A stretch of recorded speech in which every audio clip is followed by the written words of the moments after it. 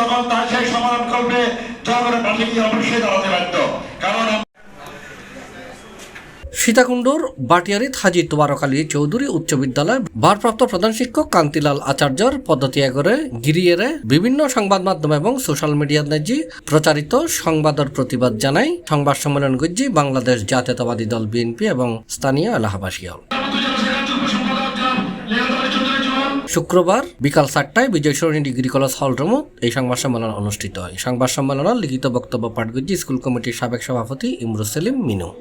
ভারপ্রাপ্ত শিক্ষক ও 2 জন সহকারী শিক্ষক অপসারণের দাবিতে অভিভাবকবৃন্দ ও মাঠের সমস্ত এলাকাবাসীর আন্দোলনের মুখে কান্তিলাল আচার্য ও স্বেচ্ছায় পদত্যাগের একটি স্বার্থান্বেষী মহলে চক্রান্তে এদেশের গণমানুষের সর্ববৃহৎ রাজনৈতিক দল বাংলাদেশ জাতীয়তাবাদী দলকে জড়িয়ে জোরপূর্বক পদত্যাগপত্র ফলে আখ্যায়িত করে বিভিন্ন সংবাদ মাধ্যম এবং ইলেকট্রনিক মিডিয়া সোশ্যাল মিডিয়া প্রকাশিত মিথ্যা বানোয়াট ভিত্তিহীন ও উদ্দেশ্য প্রণোদিত সংবাদের প্রতিবাদে সংবাদ সম্মেলন।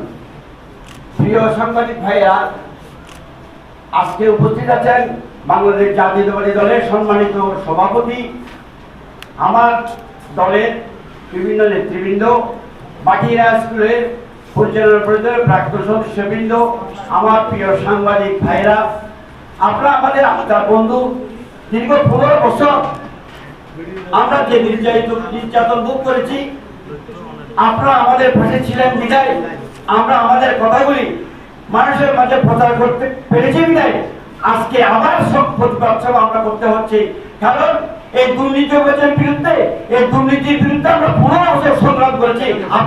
এডন অন্যান্যর মাঝে বক্তব্য রেখে ভাটিয়ার ইউনিয়ন পরিষদের সাবেক চেয়ারম্যান নুরুল আনোয়ার, জাফর আহমদ, সাবেক চেয়ারম্যান ইউপি সদস্য Khurshed Alam, Kamal Sadagar, Firoz Alam, Nizam company, Shafi Sadar, Sheikh Shahabuddin, Maulana Ismail, Mohiuddin, Mohammad Ali, Ramzan Ali member, Nurul Afsar, Rahman member, Mahbul Alam সহ বিএনপি অঙ্গ সহযোগী সংগঠনের নেতৃবৃন্দ।